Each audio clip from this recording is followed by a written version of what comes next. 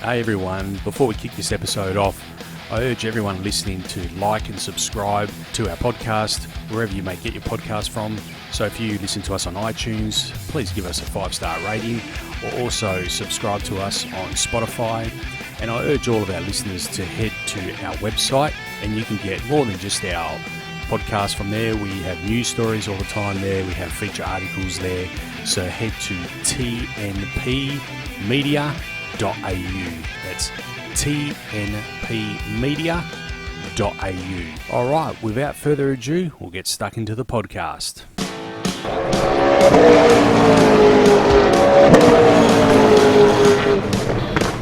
Talk and Power, your motorsport and motoring radio show.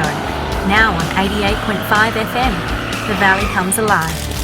And podcasting across iTunes and talkandpower.com.au. All right, welcome to the Talk and Power podcast. This is episode 184. Who can believe it's episode 184? I'm here with our co-host Johnny Alardi to my right and Simon Gonzo Travellini to my left over there. If you're listening to this podcast, I urge you to go back and watch it as well. We have a very special guest in the studio, Michelle Morrison. Thank you for joining us. Thank you for having me. And I do believe that congratulations are in order. Yes, thank you very much. Wanted to have only positive things to be talking about for this episode. Sue went out and won the event just 2 days ago. As we're recording, this is 2 days after the Nitro Slam at the Perth Motorplex. Talk us through that win anyway. Yeah, that's right. Really fortunate on Saturday to take out the win. I think I got to be straightforward and say I definitely had luck on my side. Yeah. My contenders that I was up against for our Chicago shootout rounds, every elimination, every round I'd actually won on the start line. So, but that's not luck, that's skill. Well, and that's the thing. I feel like you don't have that bragging right until you explain what it means to you and how you view it. And for me, my qualifying passes were really strong. My reaction times were really great, and all in all, my car is just so consistent. So, as much as the fate of those races are actually made on the line, I'm really proud of how I drove and how my car ran for the weekend. So you should be, but isn't that drag racing, but is creating your luck? Yeah, it is. And I guess it's just, I'm still learning after being racing for so many years.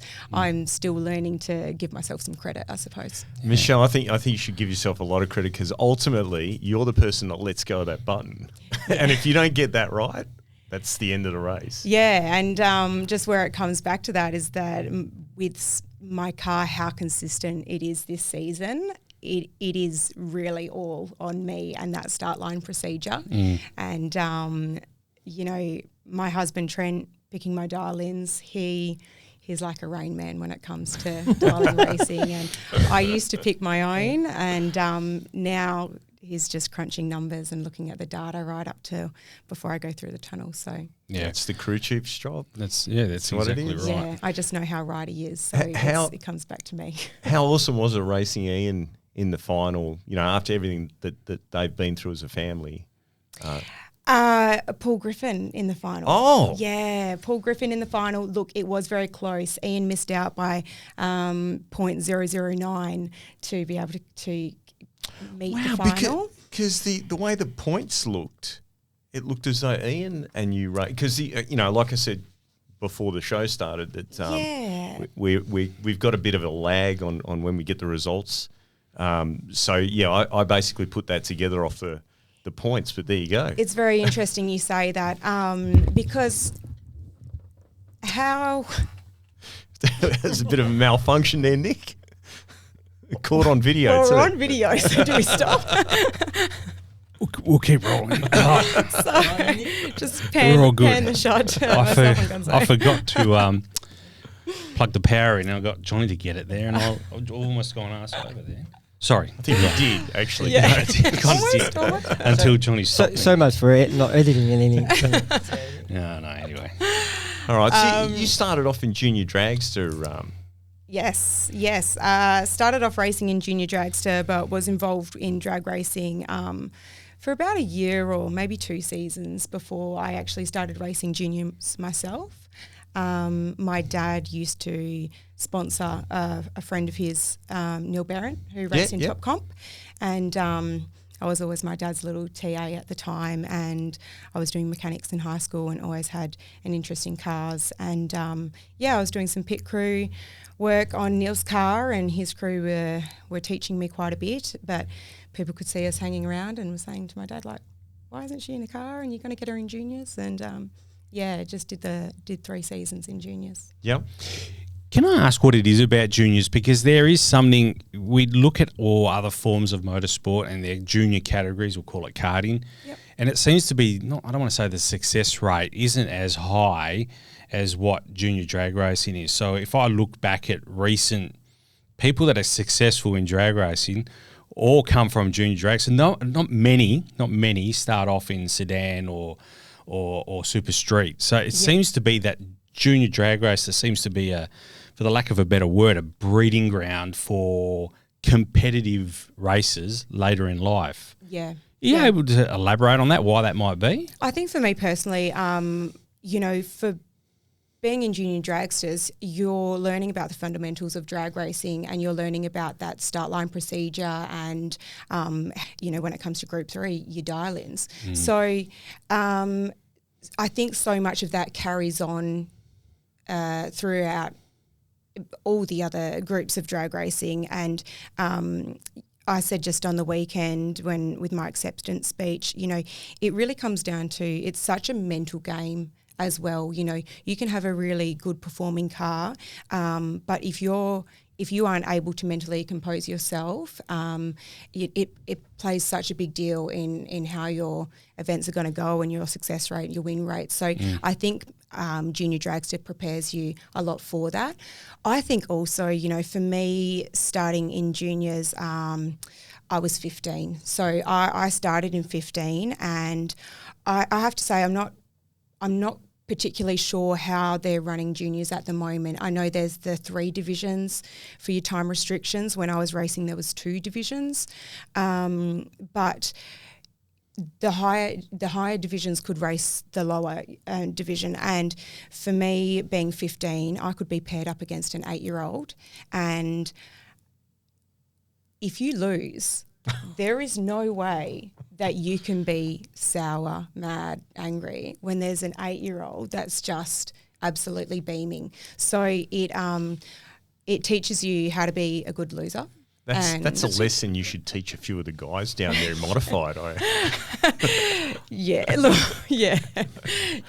I've never actually considered that, to be honest with you. That's a really interesting insight to that, because I had never considered that. To you pointing that out. I think for me, when I was in juniors, there was a really strong friendship amongst us all as well. And, we used to have water fights, like in between rounds when we had big breaks. And so you are more on that friendship level. I'm not sure whether they're pushing more of a competitive nature amongst them now, or maybe it was pushed on some and just not on Michelle. me. Parents. Yeah, I think I definitely didn't have that push from my dad. So the kids are great. The parents, the parents might miss out. Yeah. Well, talk us through then. I mean, I saw an ANDRA interview you did some years ago, and I've always found it interesting. There does seem to be a pathway from junior dragster into modified. Why is it that the super street and the sedan and top sportsman doesn't really get the following from drag? I mean, Brody's probably a bad example of that, but I guess generally speaking, we see a shift to modified from junior drag. So why was that the case? Yeah, look, Nick, I'm so glad you were able to ask me that question, because that interview, my edit got me on the bad side of the super street and super sedan races, because it did edit it in a way that made it sound as if it wasn't worthy to go into those fields. They did crop out the big factor that myself and my dad always had our mindset on an altered. Yeah. We always had our mindset on the altered, being that that's what we loved with Neil Berendt's car. But then I really liked the fact that it didn't look like a street car, you know, and I wanted to be racing a car that looked mean, that looked tough. I loved the short wheelbase but with the open engine. And so for me, I'm going to be driving on the road at that stage, you know, buying a car to drive on the road. I don't want a car that then looks the same on the track. But that's for me personally. You know, I knew that was the end goal for us, and also with the altered in particular, and I suppose with other dragsters like rails, and your front engine dragsters, I suppose, depending on what strength of your chassis you have, there's ways to then step up and improve in that with that same chassis when you just switch out the engine or build on top of it. It's got to be the toughest car to drive in drag racing. I've driven pretty much everything except for a dragster, and I don't think that there's anything that gets your attention as much as an altered. Like from the let go of the button to every bump, every single bump in that track, you know exactly where it is, and then trying to pull it up at the end of the track. I got to tell you, you know, that is crazy to get out of a junior, and it must have taken some incredible mind power to overcome all of that. You know what I mean? It's just amazing that you made that transition. Yeah. Look, it was being 17. There were a lot of people speaking to my dad saying, "You're crazy for putting her in that." Oh, really? You know? They were saying, "You're crazy putting her in this car." To come out with 632 cubic inches. My first full track pass in that car beat the national record for AMA. They were saying my dad was crazy. There was doubts on females being in the sport. I had some backlash for my age, for being female, from going straight from the juniors into that category. And as a 17-year-old, you know, I wanted to prove them wrong. And you did. Yeah. And so I actually did the Kenlo driving school in Queensland. I competed over there 2008 with my last 2008-2009 season. Went over and finished off my Junior Dragster season, and then stuck around to do the Kenlo driving school. And his rail, I seem to remember it being like 940s. Yep. I think for that experience, because I wasn't new to drag racing, it just handling the car and having that kind of stepping stone for the speed was my benefit from doing that. But yeah, getting into the altered, it was from the start. I was like, this is tough. Like this is mean. This is angry. Talk us through that first, like the first time you let go of the button. Yeah. So when I was doing the Kenlo driving school, you know, one of the things that I got taught was to sit your head back on the roll cage. You know, put your head back as far as you can. If your head's not back on the roll cage, when you take off, your head's going to go back. You'll think, oh, my head, you'll lose your focus. So my head's back on my roll cage when I've taken my thumb off the trans brake for the first launch pass. You know, you got to do your licensing, so maybe 60 foot I would have to go, or do a successful launch, and probably the burnout in itself. And I could not see a thing. With the vibrations that was coming through my roll cage. And I have to say, my first season driving the altered, we actually leased it. So I had about 4 inches of camping foam actually behind my head, and 2 layers of that I was sitting on top of. Oh, yeah. So to have that foam and to still feel the impact of that vibration coming through the roll cage, and so from then on I've always sat my head off the roll cage, and only just recently actually started to put it back against it. But I just always thought, no, I can't see with the vibrations going through there, and but I had something to prove. So did the punch in the back, did that get your attention? That initial hit the first time you let go? Yeah, I think I just was waiting for my vision to clear. Yep. You know, it got up, it went, and my vision cleared. And I thought, well, like, let's bring it back a bit, you know. And by the time it cleared, I realised that I was pretty close to the wall. So let's just correct that a bit. But yeah, my car at that point, you know, my first pass in the car was my dad believes that it was a 7. That's insane. A 732 with a 4, and the reason I remember that is because 324 is Trent's race number. So so that's how I remember that. But the car went faster after that, and and it got angrier, and the faster it went, the more angrier those launches became, and the more tyre shake I'd have to handle and drive through, and it's always been very mean off the start. It's an interesting stuff. So that's a very interesting thing you just told us there that you shared with us, and that's quite insightful. But talk us through then, like, because you're under pressure. Mm-hmm. Your dad's under pressure as well, because people are saying probably not the right thing. So that's a lot of pressure here, all jokes aside. So how did you, how influential? I know your father was, even though he wasn't racing, he was pretty influential at the track as well, I do remember. So tell us how important he was in putting this all together and making sure that you were right and everyone else was wrong. Yeah, I've got 3 sisters, you know, and I think by the time, I'm the second youngest, I think by the time my parents found out they were having a 4th girl, my dad was like, okay, take away the Barbies, give her the spanners, you know. My dad always was like the biggest advocate for me as a female, as a girl, that I am on equal playing level. And he always he's always got such big support of me, such great support of me.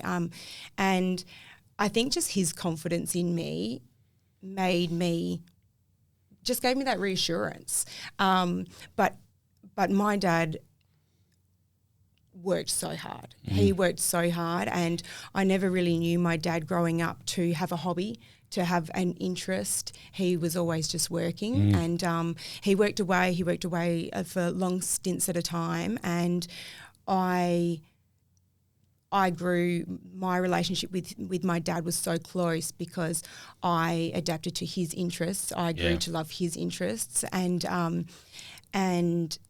but because drag racing was his hobby and then became mine, his main goal was just that we were having fun. And so I never felt any pressure from my dad. And sometimes, you know, I do think that at the time, I think my dad was doing that with my best interest. I never felt any pressure for him. But my dad, he told me about, 12 months ago that he had people approach him wanting to sponsor me, but he didn't want me to have that pressure, that external pressure. Wow. Okay. Where I feel as if it would have actually given me confidence, knowing that I had other people support really there to back me, and to back me in that financial way, and to be able to support and benefit in that way. I think it would have allowed me to actually have a bit more confidence. Yeah. So the family name Osborne, you bought your name Osborne, and then you bought it together with the Morrisons, another very famous as well, a family name in drag racing. Simon and I remember your father-in-law. He was Trevor Morrison at Ravenswood, Mad Max. That's a lot of the war between the Morrisons and the Sheeans. That's was a big thing back in those days. The Double C altered wars in top comp at Ravenswood. Yeah, he did really well. So talk us through what it's like. I mean, your husband Trent now has taken Well, he took over where his father kind of left off. He's not racing at the moment, but how? I think he's got the current record though in double C Ultra. Yeah, he's still the record holder. I've got that here. There's 6.721 that's from a few years ago as well, but he's still the current record holder. So what's it like bringing the two families together? What's that like? Yeah, well, I suppose because Trent started in modified, and so we raced. I started a little bit before him, I think just one season before he came on, but I actually had eyes for Trent when his dad Trevor would be versing Neil. And so they'd be pitted across, and I was like, and he doesn't even recall seeing me, and I'm like, but I was right there. What are you talking about? But yeah, I remember pointing him out to my sister, and then once he started racing, Trevor had finished racing for a while before Trent had started, and then we raced together for a season before we actually started dating, but. We're very different races. Yep. We've got a very different mindset, and it's been last season was, I have to admit, it was a challenge for us, and it was something that we had to talk about what my way is in comparison to his, and make sure that we had an understanding of each other's values and what our goals are, and what drag racing means to us, and what it means to us, and what we want to portray. And it's the Morrison name has huge success. It has huge success, and for Trent to have grown up watching his dad, and for Trevor to have so much success, and then for Trent to live up to that, where I say that I didn't have the pressure from my dad. I don't think Trent would have ever felt I don't think the pressure would have ever been verbalised for Trevor. In fact, I know that it wouldn't have, but I know that Trent would have felt it, just knowing how. I shouldn't say any. I shouldn't say any facts that I don't have completely clear, but there's not much room for error there on Trent's behalf if he wants to be as good as Trev. So, Yeah, and I get that too. I just remember Trevor. For whatever reason, for me, he sticks out at Ravenswood. When I was going to Ravenswood, he was very successful. Very, very, very successful. Yeah. And it was always at the pointy end, and that was the infancy of top comp as well, really. Top comp was reasonably new back then. And he'd always be going rounds in top comp, sorry. But I get that. I get what you're saying there. I completely understand. Talking of pressure then, talk us through then. I want to know 2015. We'll talk about 2015 first, because it's the year you won the Australian Championship, the Modified Championship. Travelling, you've got to go, you've got to travel. You can't win a championship from just racing at the Motorplex. So talk us through that 2015, what it was like, and the pressure. The new tracks and getting accustomed to the time on the road. Yeah, that's right. So I was really fortunate that I had been travelling over east and racing in Sydney and Queensland. We started that with juniors, and it was quite easy to take the cars across at that point, but there was quite a few that were travelling, and just that time being on the road, my dad's concreting business would have an accommodation bus when they were working in remote areas that didn't have any accommodation, and so even just driving across and having those the bus trips, and there would be a convoy of other racers all going with us. It was a great experience in itself. So I can't recall, but I'm sure that I'm quite certain that I would have been travelling even if I didn't take out the win for the Westerns. It kind of just solidified it, I suppose, that I was going to have a strong chance. Also, for that year, Adelaide International Raceway was running, which it wasn't in the years prior, at least not in a spot where we would be, I suppose, either sacrificing the Perth Motorplex season to then make it for that one. And all of my relatives are in Adelaide. So to be able to race there at a track that my dad raced growing up, just in street cars, but nonetheless, being able to have my relatives come out, that was really great. Took out the runner-up took out the runner-up position for that event, and that kind of left me in a really high position. I think maybe even a points cap, because you would also get the travel bonus, which that I think that just helped me reach that cap. And then once I even entered and qualified, went through rounds at Sydney and Queensland,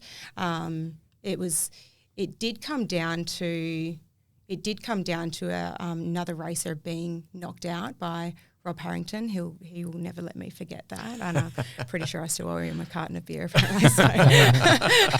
But yeah, and it came down to quite a nail-biter of making sure that I was going to stay on top by someone else's less fortune. Yeah, so, okay. So for those at home that don't understand how that works, we have we did, I don't know if we still do. No, they don't anymore. They don't anymore. Yeah, we had I think it was 200 points maximum. I think 300. Yeah, 300 cap. And then once you reach that maximum, the Winter Nationals was where it was decided. Yeah. So it would come down to that last race, and you'd often see 2 or 3 people that were at the 300 points. Yeah.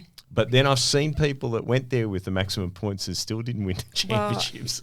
Yeah, and that's right. And because I think for being on the East Coast, they've got those smaller tracks as well that they're really able to quite easily get to and be able to travel and actually partake in a few more rounds than what is achievable for us over here, especially at the expense of then we have to travel. Yeah, and then you're almost giving up your Perth season to be able to go national, and you want to make sure that you're in a good position to be able to do that. Yep. So I want to take a step back 4 years earlier, because that's a really interesting year as well, 2011. You get to the Winter Nationals. You're in 4th spot, I think, from my research. Another lady who's also vying for the championship, we know her as Kelly Betts. Yeah. Kelly Corbett, I think her name was back then. Talk us through that. Either of you don't win the championship, but talk us through, because there was a lot of focus. I remember this distinctly, 2011. There was a lot of focus on the fact that there was 2 females vying for the modified championship in Australia, and I think it even made national news. Yeah, there was a Channel 9 feature. Yeah, on Today's Show. Yeah, yes. Yep. Yeah, the morning program. Yeah. Yep. So talk us through that, like 2011, because as you just said before, you're kind of breaking new ground in 2009, 2010, getting into a modified. A year and a bit later, you're vying for the championship against another female. Talk us through that. Yeah, it's just always wanting to be the best advocate as you can be for female racing, and as much as you're in it for yourself, you're also being mindful that other people and other contenders can represent and bring that message across for the greater good for females being in the sport.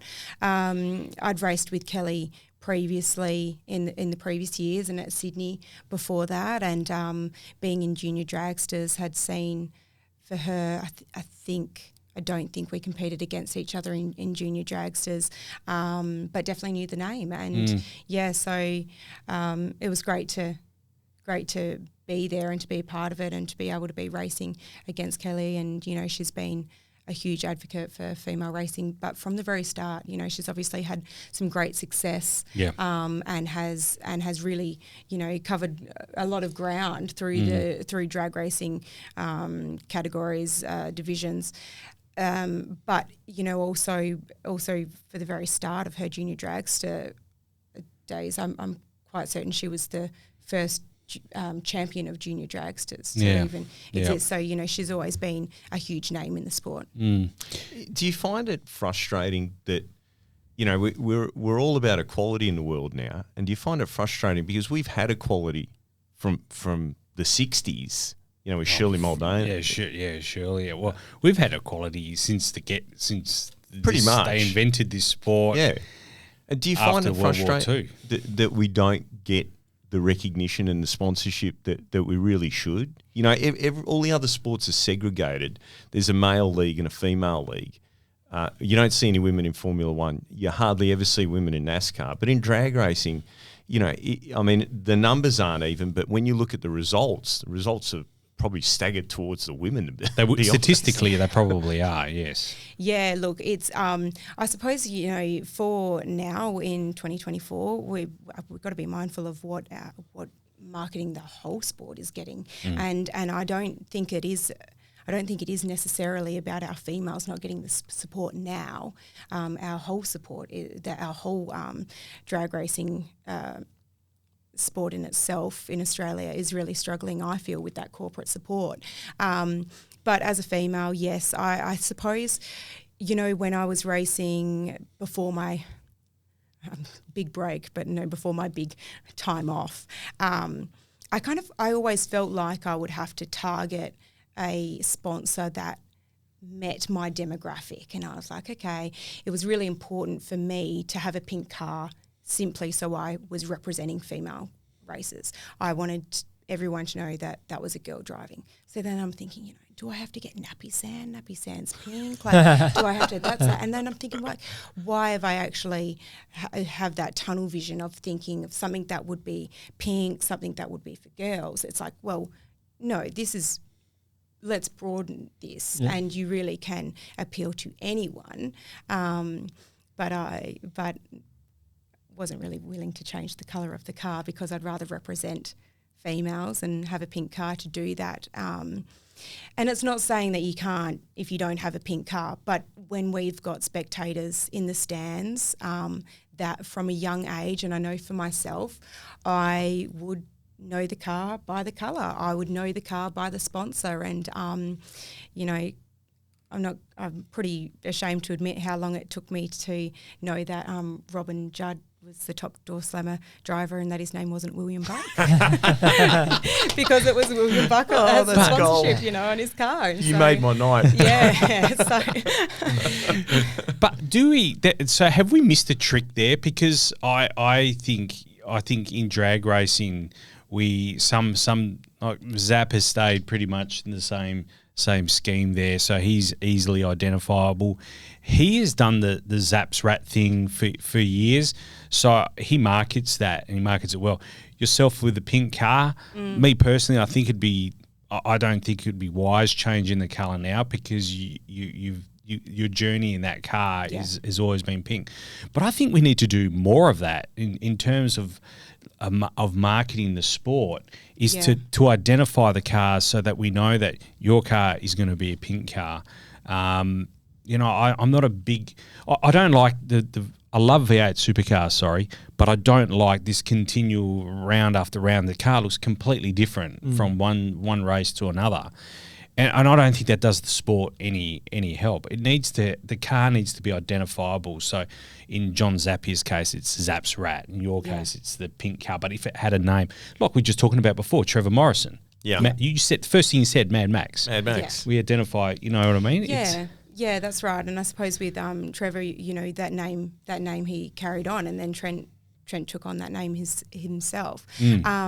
But I suppose it's where it's what it means to you, and the cars being easily identified and being able to continue that on. Like you said, for John Zappia, his car has had the same design, has had the same structure in its design, no matter what of who his sponsors are. It's still fit that design. Where I suppose when you say the V8 supercars and when they're coming to you with the money that then they have to support that, would you change the colour? For me personally, it would take a lot.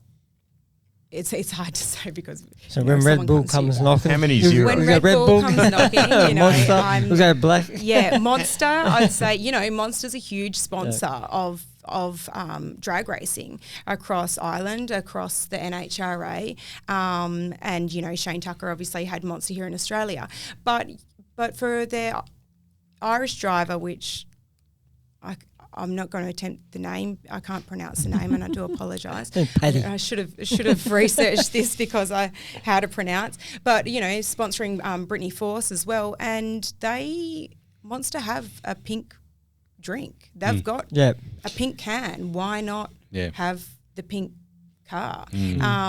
It's that. Yeah, I feel like that's a missed opportunity, and it's a missed opportunity for represent the females in the sport. 100%. Listen, going back, you were saying how, we don't have that corporate, impact because of the female, do you think they don't care? Not that they don't care, but they feel that because there isn't a female driver, say in NASCAR or F1, then the corporates are going, oh, this is an opportunity to jump on it and make that we're doing this for a female to enter the sport, whereas in drag racing, they don't need that because it's already there? I don't know, but It's a good question. I don't know either. Yeah. Well, the thing that I always, fall back to when I start thinking about this is that if you're, let's not forget that most of these corporates are run by men. Right, there are some that are run by women, but the reality is that most of them are. And I think the reality that women can kick men's asses really hurts them, and that's why they don't support Possibly. it. That's what I believe, because you look at all the other sports, and they really segregate that, whereas we've never done that. You want to race us, you come in, doesn't matter what colour, sex, whatever.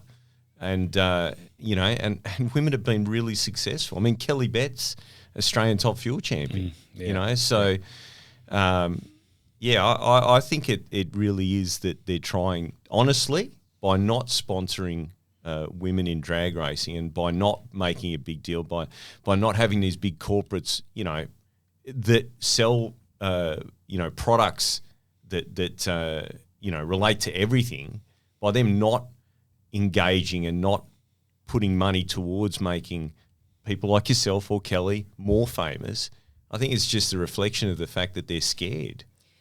Yeah, I think also, and for me being in the position, I felt like I always got attention because of my appearance.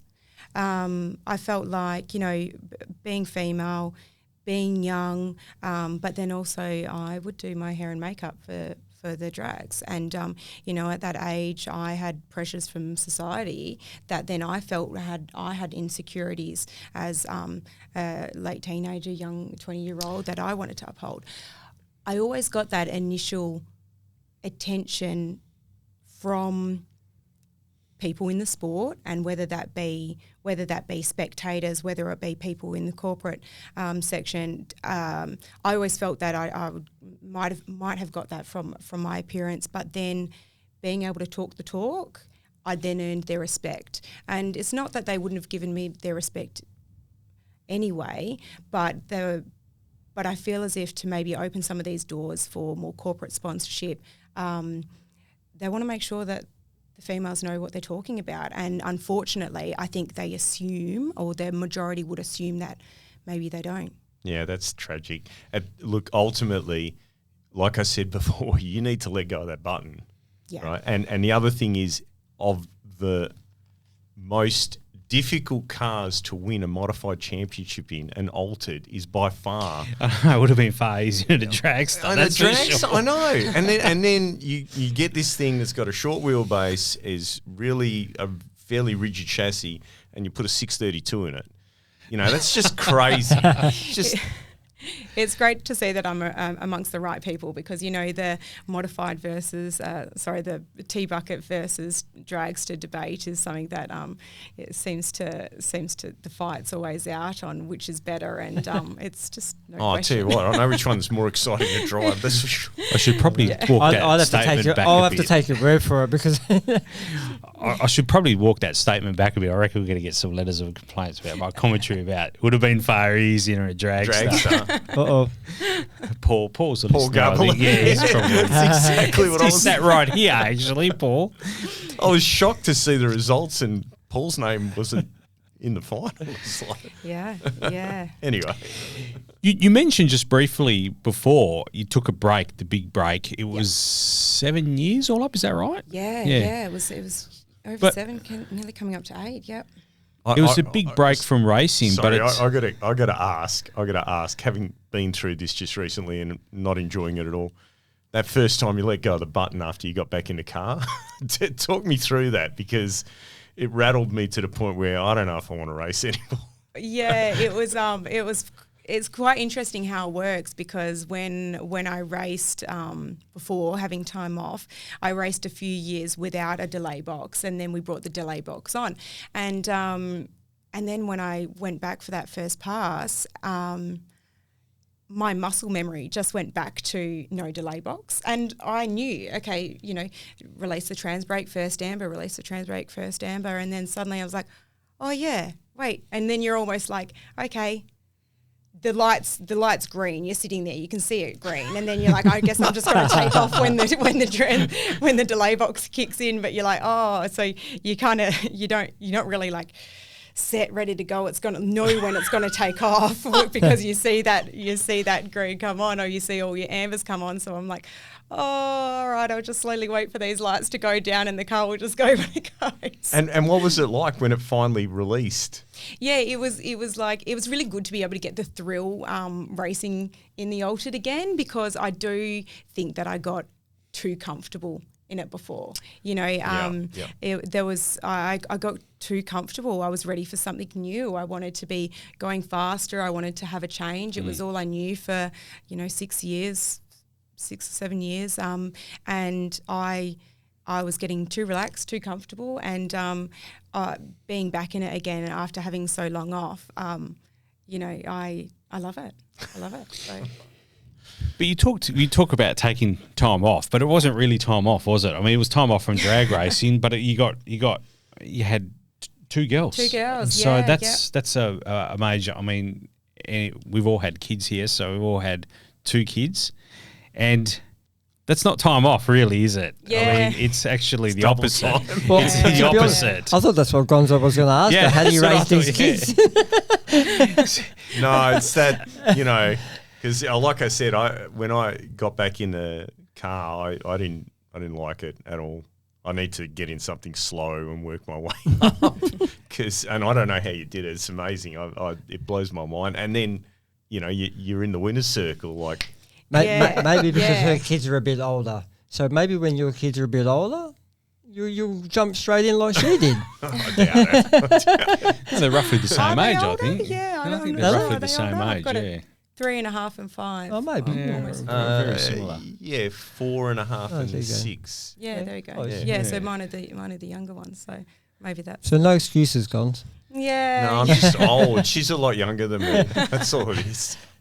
But talk us through that part. In that 7 years, you've had 2 children, 2 beautiful girls. Yep. What's it like having Luna and Claire? What's it like having them at the track with you? Yeah, it's been a huge part of the reason why I'm back. Yeah. I suppose at first when I stopped racing, it was actually it wasn't intended on being for so long. I had to do maintenance to the engine after winning the championship, and it was going to be pretty tight to get some parts from the States before our Perth season would start. Then we had the Motorplex was in quite disarray after the Milosevics didn't renew the lease. It was a bit of is the government going to take over the lease, run the lease? Is anyone, are we going to have a season? So we thought, let's just wait for the dust to settle, and the sport didn't improve, and the sport went backwards for quite a few years here in Perth in particular.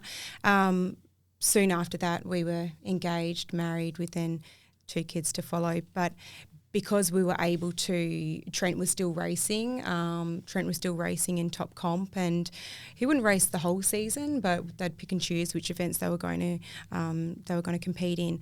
We were still able to be a part of it. I was still able to be down at the track, and it seemed, for me, while we were, while the girls were young, while we weren't financially supporting the racing, we're very fortunate that Trent drives his dad's car. And so for me, it comes down to the priorities of where our finances go and for where our time goes. And to do that just so I could race, where really at that point, while the girls were so young, it really would have had to be one or the other, I would say.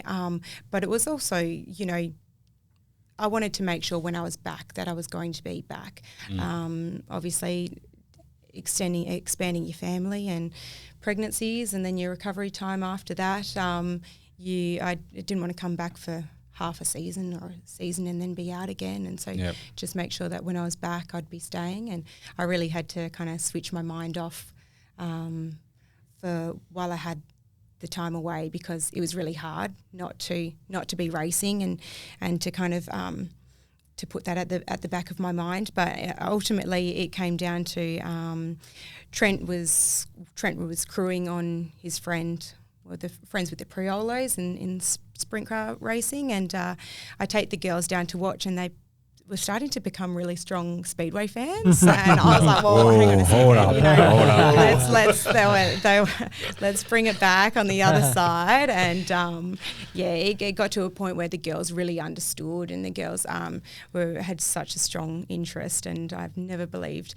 anything more than the saying when they say, "Yeah, it's like it's in their blood," you know, it's in their blood. And having you know, 2 drag racing parents and drag racing granddad, it's just they love it, and for me, they're at the track from the start of the day till the end of the night. It is a long day, and they're often asleep in the tow car for the last 2 or 3 rounds. And I always say, you know, for drag racers, or for, you know, for people that race or maybe have families that they've brought up through the racing, they would love it. They'd be like, "Oh, look at," like while I'm on track doing my burnout, "Oh, look through the window, you know, the 2 girls are asleep in their car seats in the tow car right next to it." But then there would be some spectators, I'm sure, that are saying, like, "You terrible mum, get your kids to home into a comfy bed," wrong. you know. They're wrong. No better place you could be, mate, I reckon. I was just about to say exactly the same thing. Well, what better environment could they grow up in? Yeah, absolutely. It's so great, and seeing their involvement actually with the car, their interest there. They're not forced to come to the racing, and if I was to have someone take them home before the night ends, that would just, I know that they would just be kicking and screaming. So they love it. You know, Cleo, my 3.5-year-old, she always like takes out the spark plugs, and she loves grabbing the tools. And but then she gets in the car seat, gets in the driver's seat, and she gets hold of the steering wheel, and she's going left, right, left. I'm like, well, just keep it straight. You know, we're going to make sure you know that this is going to be a straight line for you. And they've already picked out their colours for their junior dragsters, and it's definitely something that they'll be counting down the years for. Yeah, I was going to ask. Obviously, juniors are in the. Yeah, definitely. There's no doubt about it. You know, it's but you know, the girls are only 18 months apart, so yeah, we'll probably just try and get a discount for multiple buyers, I think. Fair enough. Let me know when you're going. Yeah, we might need get to put 4 at the same time. That's not a bad idea. A shipping container over from the US or something with some. I'm hoping by that point, you know, we'll have the junior funny cars that can come over to Australia, because, you know, they've got the junior funny cars over in America, and maybe we could get like a miniature altered fiberglass body to sit on top of it. You know? I'm sure cool. If you spoke with the Catavardis as well, they'd be on board too. I think Ella, their 5-year-old, I've heard she's already got one. So there you go. Yeah, she's already got one. She's got 5 years to go. But Gordon said he wants to start racing. Maybe you got to go back there if you want to build your way up. You said you got to start somewhere slow, and you know you might need to get back into one. They've changed the. I think the state government brought in the 10 year. 10 now. So you got to be over 10. So it's still a ways off, which devastates me, because go-kart racing, you can, Nicholas can start now, or motocross even. Yeah, and I think the hardest part about that, you know, I shouldn't say hardest, but it's only WA. Yeah, it is. For the other states, it's still 8. So it's hard, because it almost makes me feel as if do we start her in something else first? You know, for Luna, she's going to be 6 since January. And I'm like, should we go go-karting for a bit? But then what if the... No, that's exactly where I'm at. I've spoken to my eldest about it on several occasions, and he wants to go drag racing because Daddy goes drag racing. He's not interested in the go-karts. And it's like, well, you can't do it till you're 10. And it's, you know, it's a state thing. It's not... It is, and I'm not sure whether they'll ever look back on that or so they can go to Victoria and race. Yep. Yeah. But they can't race here. Yeah. It's a bit like our gun laws at the moment. Right. Cut. Right. 49 minutes. I don't want to categorise you, but we were talking about it a little bit earlier, but you seem to represent what I call it the second generation of drag racers in WA. The sport is, even though it's relatively old, it's not that old that maybe there are a couple of third generations, but you represent the second generation. When I say second generation, when I look back at Ravenswood, organisations like Westside, WASMA, and when I put you in the same sort of category as Alicia Adamos, Alicia, that's not a surname anymore. Galotto. Sorry, Alicia. Sam Treasure, Trent as well, of course. I mean, and I've probably forgotten a heap of them as well. But do you reckon, like, that changing of the guard for me kind of happened, maybe because I'm older, but it kind of happened overnight. We went from watching Trevor and, you know, growing up with the Adamoses, now their kids are racing. Yeah. Did that happen overnight, or was it just, obviously it didn't, but it just feels like it happened. We've got this new generation coming in, and I'm not aware of a third generation. There could be, but Marchants. Marchants, probably. But there's a lot more in the second generation. It's interesting. Did it like? Do you feel like you represent the second generation? Yeah, I suppose. Although like my dad didn't race, you know, I've definitely been surrounded by a lot in modified, in particular, and even when I was doing juniors, that whose parents were racing too, and it definitely is such a big sport for that kind of, as you said, passing of the guard like that. Yeah. Okay, on to the next one, and I mean some of them are even racing at the same time, but I really think that it's pivotal in the progress and ongoing of drag racing. Yeah. McClure's, did our father race? Is that my distant memory? He had so I think Tim raced motorbikes. But Tim had a Volvo as well. Like, this is going back in the grey matter. You're right. They used to, I mean, I don't know in the burnout, but I know they used to do burnouts. Yeah. They were the kings with those Tiranas at Motivation. That's at Burswood. I don't remember. The McClures. Yeah. I'm pretty sure it was them. Tim? Must have been it was Tim. Yeah, one of the McClures, yeah. He had a Volvo as well, and then he got into the bikes. Like an Acura. Bikes, Hayabusa. And Al and Tim's dad did race. I think it was a HQ in Super Street. So that would be another third generation there as well. Yeah, but I think they got him into it. I'm pretty sure. Yeah, Al that built might. the car. Yeah, that might have been Al getting his father. Anyway, I digress a little bit there, but I that's how I picture that the group that's coming through now as the second generation. So that would, based on that, then Casey would be third gen. Yeah, and Connor and Connor's Connor third Bailey, generation. Yeah, that's right. Yep, definitely. Yep. I want to ask you a question. If I flick through the ANDRA rule book, I don't know in the latest one, I haven't opened it up, but I probably should. But when I flick through the ANDRA rule book, there's actually a picture of your car there. Oh yeah, okay. So that was probably the 2015, 2016 season. Yeah, possibly. Because I believe that the photos there is the champion from the previous year. Yep. How important is for ANDRA to build the profile of modified? Yeah, it's huge, and you want to be representing the sport in the best way you can, and like I said, for modified to have that the options in the range of where you can then go with your drag racing, and even for not my car because of the weight. But you know, there's been competitors that have been able to change their classes and change their group brackets to be able to go into a different competition and be playing a different game in drag racing. And so I feel as if it just gives so many options and so many opportunities to then continue in the sport and to explore the sport across those different groups and brackets. And would really just extend that, you know, like I said before, I got to a point where I was getting a bit too comfortable in the altered, and you know, we were thinking, you know, do we go supercharge outlaws? But because of the how light my chassis is, and it was just going to have to be a whole new deal for us, whole new engine. And, No, fair enough. Fair enough. Personally, so you're trained in automotive mechanics and auto body repair. How much of that is, if you want to be a successful drag racer, because in my mind, this is, well, money's one of them, but the other reason is I don't have the skills to build a car, maintain a car. Yeah. So how important is that background that you have in terms of racing?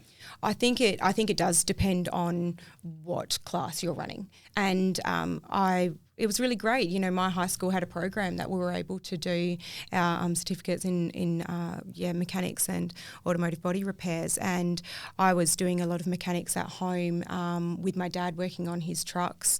My interest was really, I loved cars. I loved working on cars, and I did look at pursuing a mechanical apprenticeship. I think at the time, you know, it was very repair the parts. It was replace the parts rather than repair, and that was the decision. That really altered my decision of where I was going to go. In parts of me does regret that. I definitely don't know as much as I feel as if I used to. But then at the same time, my car doesn't often come apart, you know, because being in Group 3, working on your darlings, like my car has been the pure example of this season. I'm running slower than what I used to. I'm running, you know, I'm quite sure just on the weekend, you know, the 7:23 was quite possibly the quickest I've gone this season, and maybe even since my return with doing the last 3 meetings of last season. But when my car was going faster in the 710s and 7.0s, it was angry. It was, and I wasn't damaging the engine, but I was damaging the car. I was putting cracks in the exhaust pipes, cracks in my wheelie bars from tyre shakes. Tyre shakes, horrible. You know, mounts breaking off the car, and but now almost like having the car running a bit slower, it's a bit tamer, but it's consistent. My car is slower and it's consistent, and it's making me win, you know. So not having to really pull the car apart, I don't get that. I don't get as much learning, and I don't learn on that side as much. But in other classes, you know, they're pulling it down. They're pulling their engine part down, or between rounds, if not at the end of the meeting. You know? Yeah. I think the saying is with nitro, if you don't pull it apart every lap, it's going to pull itself apart on the next one. Yeah. But is that by virtue of your combination then, the 632, you're not leaning on it as hard? Yeah. Like I can imagine someone like Paul is LS based. He's probably leaning on that a bit harder than what you're leaning on 632 maybe. I don't know. Yeah, you know, I suppose like I've had Paul Ryan competing in his front engine dragster at the Western Nationals, and he top qualified, and that was my first time like not having that top qualified position at Perth Motorplex. So there's always been quite a significant gap until where that second qualifier sits, that for a while it was just us wanting to improve my own PB, because in my first season I did 7:09 and few years later did a 7:02, and we're like, oh, maybe we can do a 6, you know. Yeah. But I've never had to push the car for that competition aspect. You know, there are benefits of being in the higher qualifying position, and for me, having that 632 big block, it because of that engine size, it's come easy for me with that top qualifying. Yeah. I think that some of the times you were featured in the rule book was because you had the national record or had set the national record that year, because you did hold it. Do you still hold it now? I don't hold it. I don't hold it anymore. I don't hold it. Kyle Putland holds it for Perth. But there are others that hold it for Sydney and Queensland. Yeah, but I had the track record for Perth. Perth, Sydney, and Queensland, possibly even Adelaide, I suppose, for Adelaide International. But I'd have the certificate. I don't think anyone was game enough to try to go faster. There was definitely quite a gap between when the next qualifying was, but then in my bracket as well for the AMA for where that's set for the record. Yeah. You spoke to me a couple of weeks ago about the Chicago shootout, and you sort of laid that out for me. Yeah. I know, Gonzo, I don't think you're a fan of this. Maybe can you explain to us how that all works with your qualifying? Because even though you explained it to me, like when you speak about qualifying and top qualifying, thanks for throwing me under the bus. Mate, it's just, for me, it's still it's for someone that doesn't go to the sport all the time, it's still like a bit of a mess, you know what I mean? Like how it works. Because for me, I'm like, well, if you want a top qualifier, just go faster, like, you know what I mean? But it doesn't work like that, you know, with your, you know, how that setup is for these rounds. Yeah, and maybe, Gonz, you can come in and tell us why you don't like that.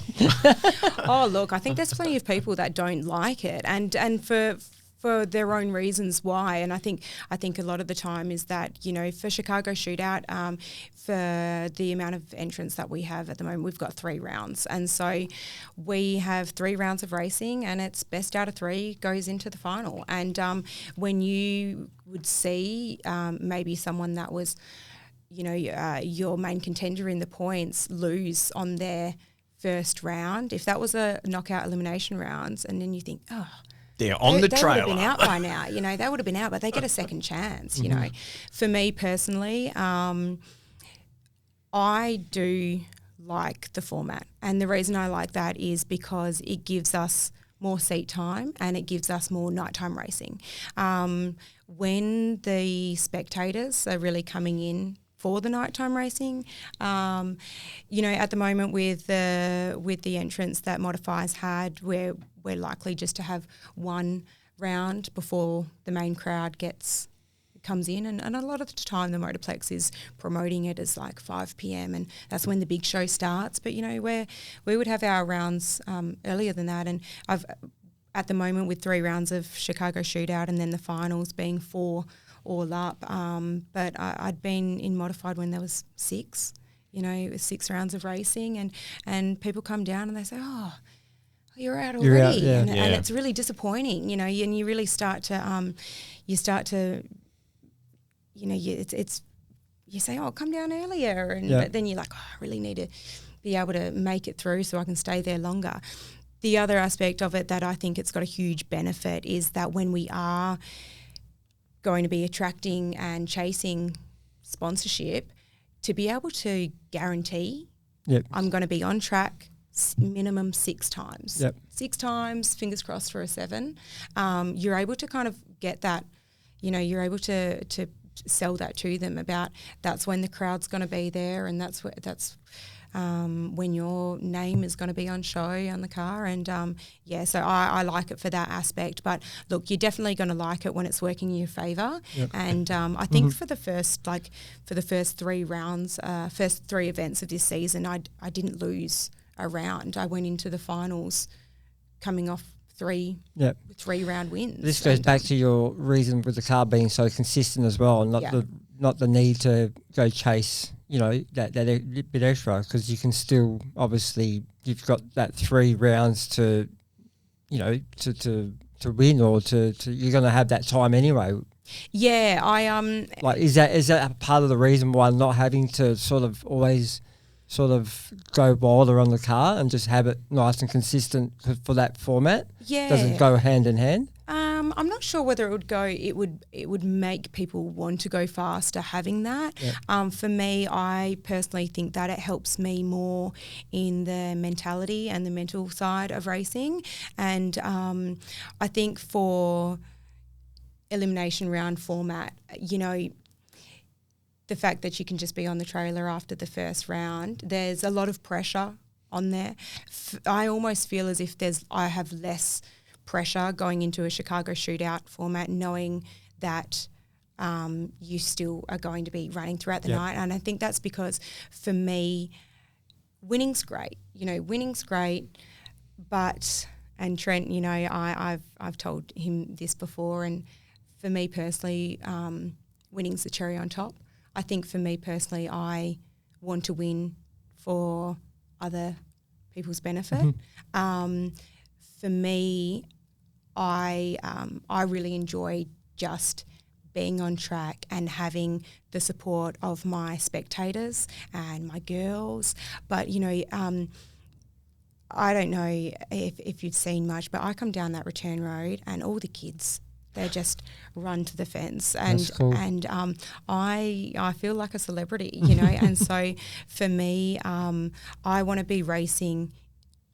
Look, you want to be racing to win, but having that opportunity to still be out on track, showing your car, waving to the fans, having them still come down to the track, sit in the car. When are you going to be out next? Yep, 7:30. Make sure you're watching. You know, your night doesn't end, and I think what you're getting out of racing. And for me, let's be honest, we're not coming out on top when it comes to prize money, when it comes to, you know, we're getting through. So you want to be that. You want to be getting more some value, out of it. yeah. It needs to mean more to you than that. And for me, the spectators is really what drives my passion for it. Yeah. So tell me, pretend I'm a 15-year-old girl. I'm listening to this podcast right now. I'm struggling with this, Nick. I want to know what your message is to that 10 to 26-year-old, we'll say, female audience. Yeah, look, I think to get involved, I think a lot of people, and like we said before, so many of our racers are that second generation, or they've got someone that they have been affiliated with, and whether it be a brother or a girlfriend, or maybe a girlfriend, sorry, but a brother or a partner or a parent that's been racing. It might be a girlfriend. It might be a girlfriend, you know, but it's definitely, I think it's that sport where it's much easier to get involved when you know someone, where you can be a part of it, where you can kind of get behind the scenes. But so many people are actually happy and willing to let you do that. So if it's something that they want to do, if it's something that they're interested in doing, and if they don't have a direct line of family member or friends already that they can then join and get experience from, you know, come and ask. Because there'll be plenty of people that would be willing to take them under their wing and show them the sport and encourage them to get involved. Yeah, I agree 100%. Speak with Liz Johns. Should be a good starting point. I think there wouldn't be a team down there that wouldn't exactly want another crew member. And, you know, I think that's the great thing about drag racing is that most of us do want to teach other people about it, because when you understand it, it's so much more than what it appears to be on the surface. Yeah. It's just an amazing sport. Yeah. I think where it gets a little bit stuck there is our restrictions on our crew bands. You know, for me, I get 3 crew bands, and now with my husband Trent, my father-in-law Trevor, and my nephew Ethan. Ethan drives the tow car, but there is no way he's not getting an armband. You know, he's working on the car. Does he have to be standing on track when I'm running? No, but I want him to have that benefit of being able to go on the track, stand in the crew allocated spectator boxes that are on the start. But it does then make it harder to have more people involved. And, you know, for me, when Trent returns to racing, I'm going to be 2 crew members down, and you want to be able to educate and bring someone else on, and you kind of have to be on track to do that. You know? So you only, I know you're given 3. You're not allowed to purchase anymore, or that's just Not the armbands. No, No, that's just not it. on track. Not So the on armbands. track, yeah. Yeah. Well, I see a lot more people. Is it different think the categories or Yeah, indoor slammer, I think you're allowed 5. 5, Yeah, yeah. 5 Is it indoors. 5 or Yeah, 4? I'm pretty sure. Indoor slammer, I'm almost positive it's 5. 5. Yeah. Yeah. Okay. Yeah. Yeah, so it just makes it difficult. You know, sometimes I'm not even sure if it's something that they still do, but sometimes you could get an extra one for your reverse gear. You know, but whether they still do that, I think it's something that they really need to be taking into consideration now, particularly for the promotion of the sport and where social media is. You know, I've been saying to Trent, like, oh, you got to take some photos. I mean, it's definitely. hard enough to get him to take photos of me and the 100%. kids, let alone take some photos of me on the track, right? I think social media, it doesn't matter what you're doing, if you're business, sport, whatever, you just need to be on. It's just another part of that business, like, you know. Yeah. But, you know, your crew want to be watching the car, and they're watching the tyres, they're watching the launch. They're actually like peeking through gaps in the fiberglass body and watching what my hands are doing. And they don't want to be looking through a camera or looking through your phone. So, I'd love to be able to open it up, to be able to bring more of that in, because there's whole roles and there's careers in the NHRA of these social media marketing, and they're allocated across different teams to be able to capture that. Sorry, Nick, I know you're waiting to say something, but I'm just, because I always look for jobs for my daughter to do, you know what I mean? Like, and that's a perfect example of just someone, even just not maybe totally interested in the sport, you know, but is interested in the media side of things and your socials and your reels and all that sort of stuff. You don't need to, but you can start there, you know. That's another way to get into it and be in the media. Yeah. Do you think that's where Radial versus the World gets its popularity from? Like we go to the opposite way there. It's like there's 300 people on the start line. But this is what I was saying to you. That's what I was. I didn't want to mention radio. I didn't want to get in trouble, but yeah. No, but yeah, Radial versus the World. There's honestly, there'd be not 300, but there would be at least there's close to 100 on the start line. Yeah, but that's a Southern American thing. Yeah, it is, isn't it? And I mean, but is that something I don't know. Is it safe? Is what you're supposed to be asking right now. I don't know if that's something. Yeah, I think there's got to be obviously somewhere in between. Clearly, the reason they cut it back was because it was getting ridiculous like that at one stage. But you know, whether that was the right decision or not, I think if they just had said, "Listen, you're not with this team, piss off." Yeah, you know, yeah. Because if you look at some of that old footage from the early to mid 2000s. There were times there where it was like 30 people on the start line. It's like there's only 5 in each team. But it's tight now. There's no one down on this. No, it's really tight. No, they're very strict now. But I think and more respectful as well. I think crew, once the car's gone, they're out of there. You know, they're quickly out of there, and the next sort of crew come in. So it's not as many teams too. You know, like you know that number's coming back. Yeah, I think if things keep going the way they're going, and the energy that you feel down there this season is totally different than it has been for the last 5 seasons. Everyone's happier, everyone's getting along with each other. There's not as much bickering as there used to be, and you know, people that I deal with are seeing that and going, I might dust the car off and bring it back, and that's what we need more, because I believe that for every racer there is 100 people in that crowd, you know, because there's usually about 10 people that you know, and then they tell another 10 people, and the next meeting you've got that extra 100 people, and that can blow out to 1,000 people in some instances, because you know you start, I went down, it was great, you know, this happened, that happened. People start talking about it. We talk about it in marketing as the water cooler discussions, you know. Now I know social media has taken a big chunk of that away. And there's probably more potential for propagation through social media. But a lot of the people that were our core group, they're not really the social media people. The older ones that walked away for a while, I see more of them coming back. Yeah. Vince Belladonna's a perfect example of that. I reckon at the Western Nationals, although not on his team or in his crew, he would have personally had, I don't know, 35 to 40 people come down for him. But you know what, Nick? You would be shocked how many people come into my workshop, and as soon as they see Vince's photo, they go, I know that guy. Yeah. Would we be shocked? Would we be shocked? It actually doesn't surprise me. He's just a very, very well-liked and well-supported racer. And when he wins, you know, a lot of people are cheering for him in the crowd. Yeah, absolutely. Yeah. And that's something that I noticed at the Westerns, was that there was more people cheering for racers. It was phenomenal this year. This was really, really noticeable. I don't know if it was the Kyle Putland effect. Yeah, absolutely.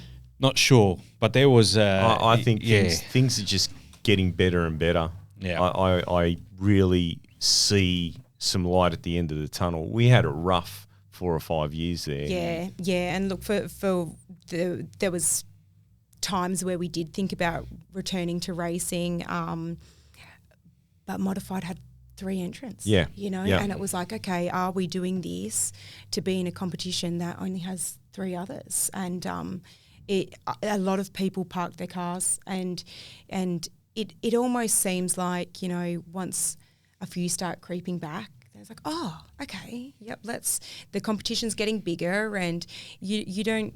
For us personally, you know, we didn't want to make those sacrifices in other areas to be racing in a competition that was only against 3 other cars. And it's hard with the kids too, because you kind of feel as though they're missing out on something because you're doing something. Yeah, you know what I mean. It's a really hard balancing act. My mind's definitely been in that stage at the moment, and because Luna had a birthday party on Saturday, and I was fortunate enough to be able to get someone to take her there, and then my mum come down to the track. But it's not actually getting her to the party; it's then bringing her to the track afterwards. And of course, like you want her involved. She wants to be involved. She doesn't want to miss out. But also at the stage where you start to think about what their activities are going to be, and when it is, you know, that the 10-year age restriction for when they can start juniors, it's almost like, do I have to just make sure that my girls are choosing winter sports, because I'm not going to be able to take them on a Saturday when I'm going to tell my wife that. Just winter sports only. Well, the go-karting, you know, they only stop for 2 months. Yeah. And so I'm like, do I get her into go-karts? But and that's where, like I said, you know, friends with the Priolos, David stepped out because Cruz is doing great with go-karting, and it was copping a few speeding fines, I think, getting from Wanneroo, Barbagallo down to the Motorplex to then make it in time for hot laps at 5 o'clock. Yeah. Michelle, where can we find more information? I know you've got a magnificent looking website, by the way. Yeah, thank you. Yeah, so thank you. Where can we find more information about yourself? I know Facebook, Instagram. Tell us all the socials. Yeah, that's right. Like, definitely trying to build up the socials. It does get hard, but it's how we get the message across, I suppose, and how we're able to communicate with everyone about what's happening and when racing is on. I really wanted to kind of have a bit to go off for this season before really heavily promoting myself. I didn't want to be just quoting back to what I did 7 years ago. You won on the weekend. Yeah, you know, but I feel like now I'm in a good position to be able to say that, like, I'm still there. I'm pretty sure you are. And so I didn't want to be coming in this season and trying to get sponsors saying, you know, 7 years ago I did this and 7 years ago I did that. I wanted to have something relevant under my belt to say where I am now. I'll be pushing that hard for the next season. But across. So what's the web address? Yeah, www.michellemorrisonmotorsport.com.au. And on Facebook as well? On Facebook as well, and Instagram. Yep. Michelle, it's been a pleasure having you on. Very much. It's been really great. I really enjoyed it. And look, that was really insightful what you told us at the start. Never never thought that, never considered that. So I'm really glad you told us that, actually, and that's what the podcast is all about. Yes. And Johnny, thank you for organising it as well. Oh. This man, No problem. It's a pleasure. I see her every Saturday at the cafe after a training session, her and Trent and the girls. It's always a pleasure seeing them every Saturday morning. Yeah, no, that's what the podcast is all about. I mean, we are a motorsport podcast, but you know, I have to be honest, the heart has always been with drag racing, and I know obviously with him as well. That's where our passion is. Yeah, I like supercars. Yeah, I like Formula One. Ferrari won. Yeah, but I've always, drag racing for me is where it's at, because it's because of those things. You know, you talked about that earlier. You know, like the girls, you know, sleeping in the car at the when you're on the track. Racing, you know. Yep. What better environment for those kids, you know? And when people say that's not right, they don't understand. Yeah. They've never enjoyed the family environment that this sport offers us, and that's the one thing that you might not be family, but when you're down there, you're family. Yeah, and I think something huge that we need to take into consideration as well, drag racing allowing spectators to enter the pits. Yeah. You know, and accessibility. Yeah, and they can really get up close and personal as well with the drivers, with the cars, and often be able to get a seat in the car as well. So, 100%. 100%. Yeah, all the kids get to sit in most cars these days. So and adults. You know, for me, I had quite a few on my list for who gave me the opportunity to sit in their car and even I did a start-up in Stuart Bishop's Camaro when he was Oh, wow. Yeah. The diamond car. Yeah, absolutely. Wouldn't you love to see that back on? That'd be awesome, yeah. The diamond car, that's right. It was beautiful. Was it? Yeah. Yeah, that's a flashback. The real diamond in that. Yeah. That was a fast car too. Yeah. All right, Michelle, thank you very much. It's been a pleasure having you on. You can catch us at talkandpower.com.au or find us on iTunes, Stitcher, YouTube, wherever you get your podcast from. Thanks a lot. Thanks for joining us.